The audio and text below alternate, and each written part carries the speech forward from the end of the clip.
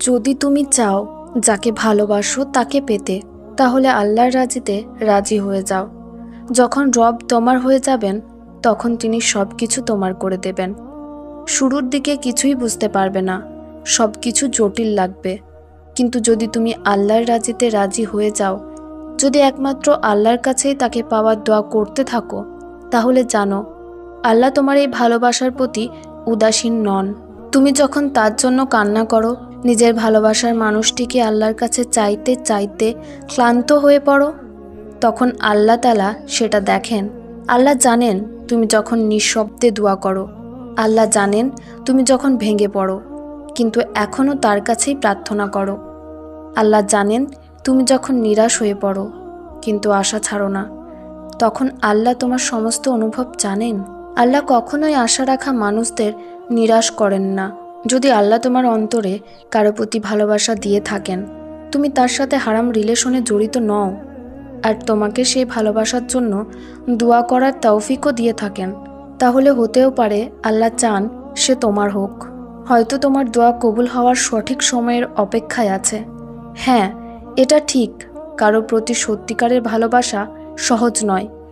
অনেক সময় আমরা এমন কাউকে ভালোবেসে ফেলি যাকে পাওয়া কঠিন হয়ে পড়ে, কিন্তু সময়ের সাথে সাথে সব কিছু বদলে যায়।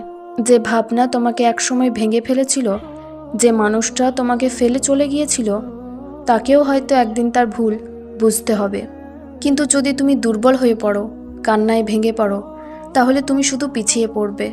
তাই উঠে দাঁড়াও, মুচকি হাসো, নিজেকে বদলাতে শুরু করো, যেন কিছু মানুষ বুঝতে পারে তাদের ছোট করে ফেলা সেই মানুষটা আসলে কত বড় ছিল। তুমি মূল্যহীন নও, আল্লাহর কাছে তুমি অনেক দামি। তার কাছেই চাওয়া রাখো, কারণ একমাত্র আল্লাহই তোমার ভালোবাসাকে সারা জীবনের জন্য হালাল পূর্ণতা দিতে পারেন। রাতের শেষ প্রহরে করা তোমার দোয়া আল্লাহর কাছে অমূল্য। এটা শুধু তোমার কণ্ঠের ডাক নয়, এটা তোমার হৃদয়ের রক্ত ঘাম মিশ্রিত আকুতি। তুমি যা চেয়েছ আল্লাহ তা হয়তো এখনই দিচ্ছেন না, কিন্তু তিনি হয়তো এমনভাবে তা প্রস্তুত করছেন যা তোমার কল্পনার থেকেও অনেক বড়, অনেক সুন্দর। তিনি তোমার সেই চাওয়াটাকে এক বিশাল সমুদ্রের মতো করে ফিরিয়ে দেবেন, যেখানে কল্পনা কম পড়ে যাবে এবং বাস্তবতা হবে বিস্ময়কর।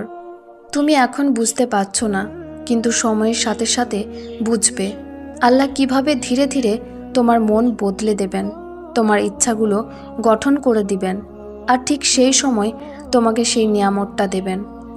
আল্লাহর ভালোবাসা অসীম। তোমার জন্য তার ভালোবাসা এতটাই গভীর যে তিনি তোমার রাস্তা থেকে সব বাধা সরিয়ে তোমাকে সেই অবস্থায় নিয়ে যাবেন যেখানে তুমি খুশি থাকবে শুধু তার সিদ্ধান্তেই। তাই তোমার মনোবল ভেঙে ফেলো না। আল্লাহ জানেন তুমি কবে থেকে তার দরবারে হাত পেতে বসে আছো। তোমার নীরব কান্না, তোমার হাসির পেছনের কষ্ট সবই তার অজানা নয়। তিনি সব জানেন, আর তাই তো তিনি তোমাকে সময় দিচ্ছেন নিজেকে গড়ার জন্য, তোমাকে প্রস্তুত করছেন সেই পুরস্কারের জন্য যেটা শুধু ভালো নয় বরং সেরা। তোমার দোয়ার জবাব আসবে, তবে সেটা তোমার সময় মতো নয়। আসবে তখনই যখন আল্লাহ জানবেন তুমি সেটার জন্য সম্পূর্ণ প্রস্তুত। যে জিনিসটি তোমার ভাগ্যে নেই, তোমার হৃদয়ে চাওয়াই যেন সেটা না থেকে যায়। এই দোয়াটাও যেন তুমি করতে পারো। হ্যাঁ, তুমি ক্লান্ত হয়ে পড়েছ, হয়তো ভেঙে পড়েছ, তবুও জেনে রাখো আল্লাহ তোমার কান্না, তোমার দোয়া, তোমার নিঃশব্দ আর্তনাদ সবই শুনছেন। তোমার জবান হয়তো বলছে, হে আল্লাহ, যদি এটা আমার জন্য না হয় তাহলে আমার অন্তর থেকেও এই চাওয়াটা মুছে দাও। তবুও তুমি জানো আল্লাহ ভালোর বদলে সেরাটাই দিয়ে থাকেন।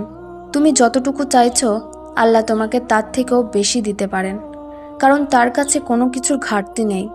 তুমি কাঁদছো, ডাকছো, কিন্তু আল্লাহ জানেন তুমি আজও সেই অপূর্ণতাটুকু পূর্ণ হওয়ার অপেক্ষায় আছো। হে আল্লাহ, তুমি আমাকে সেই জিনিসটাই দাও যেটা আমার তাকদিরের জন্য সবচেয়ে উত্তম। হে আল্লাহ, আমি তো পরীক্ষার উপযুক্ত নই। আমি জানি আমি খুবই দুর্বল, ভেঙে পড়া এক বান্দি, তবুও আমি সবরের দড়ি ছাড়ি না। হে আমার আল্লাহ, আমি এতটাই অসহায় যে ধৈর্য আর দোয়া ছাড়া আমার আর কিছুই নেই। আমি যখনই কিছু চেয়েছি সবসময় সবরের সাথে চেয়ে এসেছি। আল্লাহ, আপনি যাকে পছন্দ করেন তাকেই পরীক্ষা করেন। আমি জানি এটা আপনারই নিয়ম, তবু আমি শুধু এইটুকু চাই, আমার মাথাটুকু আর ভেঙে না পড়ুক। আপনি তো আমার রব, আমরা যতবারই চাই আপনি তো কখনো ক্লান্ত হন না দিতে। আমার দোয়াগুলো আজও সেই আগের মতোই আছে, যা বহু বছর আগে শুরু করেছিলাম। আজও আমি সেই আশায় বসে আছি যে আপনি একদিন আমার দোয়ার ওপর কবুলিয়তের সিল মেরে দেবেন। আপনার প্রতি আমার আশা কখনো ভেঙে পড়ে না, কারণ আমি আমার সব বিষয় আপনাকেই সঁপে দিয়েছি। আপনি তো সেই যিনি ধৈর্যশীলদের সবচেয়ে উত্তম প্রতিদান দেন। হে আল্লাহ, আমি জানি আপনি আমার উঠানো এই হাত দুটি কখনোই খালি ফেরাবেন না। আমরা অপরাধী হতে পারি, তবুও আপনি তো রহমান, আর আপনি আমাদের ৭০ জন মায়ের চেয়েও বেশি ভালোবাসেন। আমার আল্লাহ, আমি বিশ্বাস করি একদিন আপনি আমার দোয়ার জবাব দেবেন। কখনো কখনো এমন হয়, হঠাৎ আমাদের হৃদয় কাউকে নিয়ে এতটা ভরে যায় যেন মনে হয় সেই সব কিছু। আমরা ইবাদতের দিকে ঝুঁকে পড়ি, আল্লাহর সামনে মাথা নত করি, নিজেকে তার কাছে সমর্পণ করে দিই। সত্যি কথা হলো, চাওয়া, ভালোবাসা, সম্পর্ক সব কিছু আল্লাহর হুকুমে পরিবর্তন হয়। এই দুনিয়াটা ক্লান্ত করে দেয়। সব সম্পর্কের, সব চাওয়ার আসল রূপ আমরা একসময় বুঝে যাই। তখনই মানুষ নিজেকে তার সৃষ্টিকর্তার হাতে সঁপে দেয়। সে বুঝে ফেলে যে শান্তির ঠিকানা শুধুই আল্লাহর কাছে, কারণ সেই প্রেমই প্রকৃত প্রেম, যা কখনো বদলায় না, যার গন্তব্য সবসময় আল্লাহর দিকেই থাকে। তোমার কান্না, তোমার দীর্ঘশ্বাস, তোমার নিঃশব্দ ত্যাগ, এসব আল্লাহর দরবারে ইতিমধ্যেই পৌঁছে গেছে। জানো, তোমার এই কষ্ট, এই পরীক্ষা পিছু নিতে বাধ্য হয় যাতে আল্লাহ তোমার মর্যাদা বাড়াতে পারেন। আল্লাহ চান তুমি নিজেকে চিনতে শেখো, তুমি বুঝে যাও কে তোমার সবচেয়ে আপন।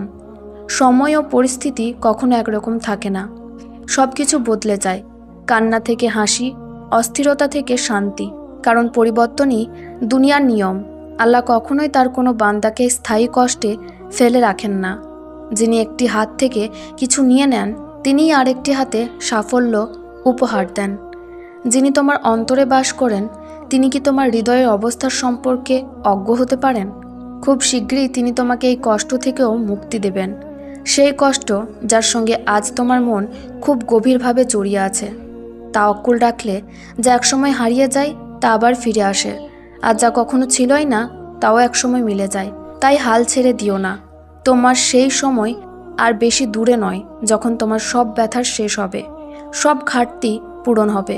তোমার সবচেয়ে বড় শক্তি কি জানো? আল্লাহর উপর তোমার অটুট বিশ্বাস। অনেক সময় আমরা বারবার মনকে বোঝাই, আল্লাহর নাম জিকির করি, তবুও মনে হয় আমার কিছুই আর ঠিক হবে না, সব শেষ হয়ে গেছে। তখন কষ্টগুলো আমাদের ঘিরে ধরে, আমরা ভয় পাই, ভুলে যাই আল্লাহ আমাদের জন্য কিছু ভালো ভেবেই রেখেছেন।